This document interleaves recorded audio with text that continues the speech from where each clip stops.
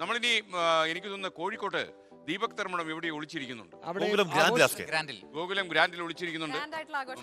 മാത്രമല്ല ധർമ്മണം നന്നായി ഭക്ഷണം കഴിക്കും. പ്രേക്ഷകർക്ക് അറിയാത്തൊരു രഹസ്യമാണ്. ശരിക്കും 7 മണിക്ക് റെസ്റ്റോറന്റിൽ കയറിയതാ, ഇപ്പോഴും ഇറങ്ങിയിട്ടില്ലെന്നാണ് ഞാൻ അറിയുന്നത്. ഓക്കെ, ദീപക് റെസ്റ്റോറന്റിൽ ഇറങ്ങൂ, ലൈവിൽ വരൂ, ലൈവിലേക്ക് വരൂ.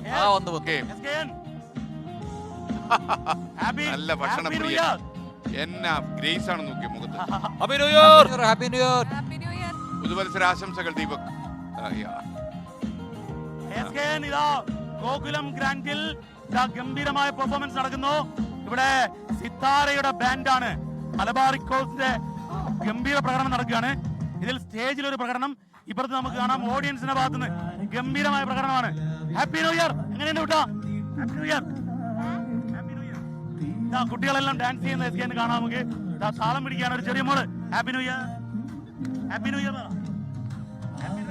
കുട്ടിക്ക് കാര്യം മനസ്സിലായില്ല. എസ് കെ ഇതാണ് അവസ്ഥ.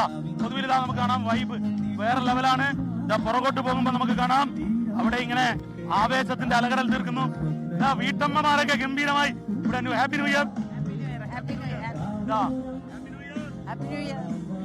ഇവരിലേക്ക് പോണം, ഇവരാണ് വൈബ് തീർക്കുന്നവർ.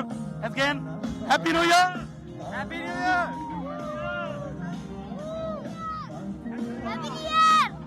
ഇതാ വൈബ് തീർക്കുന്ന വലിയ ഒരു ജനത തന്നെ കോഴിക്കോടുണ്ട്. എസ് കെ അറിയാവുന്നതാണ്, കോഴിക്കോട് പൊതുവെ എല്ലാ ആഘോഷങ്ങളും അടിച്ചു പൊളിക്കുന്നവരാണ്. അതുകൊണ്ട് തന്നെ കോഴിക്കോട് പുതുവത്സരം ഇനി ഏതാണ്ട് 2.25 മണിക്കൂറാണുള്ളത്. ആ 2.25 മണിക്കൂർ കൊണ്ട് നമ്മൾ പുതുവർഷ പുലരിയിലേക്ക് പോകും. അതിനെ വരവേൽക്കാൻ എല്ലാ അർത്ഥത്തിലും ഇതാ റെഡിയായി കഴിഞ്ഞു S K Kozhikode. Happy new year. Happy new year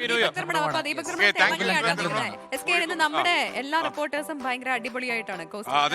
uniform ഇല്ലാത്ത ദിവസമാണ്, കളർ ഡ്രസ്സിലാണ്. എനിക്ക് തോന്നുന്നത് വാർത്തകൾ പറയേണ്ടത് വന്നപ്പോ തന്നെ അവര് രക്ഷപ്പെട്ടു അല്ലേ? ഇല്ല എസ് കെ, അവർക്ക് വാർത്തകൾ പറഞ്ഞില്ലെങ്കിൽ ഒരു സന്തോഷമില്ല. അതിനിടയ്ക്ക് പലരും വാർത്തകൾ അയക്കുന്നുണ്ട് നമ്മുടെ ഗ്രൂപ്പുകളിലേക്ക്. ലോകത്തെവിടെയായാലും ഏത് സമയത്തും 24 വാർത്തകളും ഓഗ്മെന്റഡ് റിയാലിറ്റി പാക്കേജുകളും എക്സ്പ്ലെയിനറുകളും വിശദമായി കാണാൻ ഞങ്ങളുടെ യൂട്യൂബ് ചാനൽ നിങ്ങൾക്ക് സബ്സ്ക്രൈബ് ചെയ്യാം.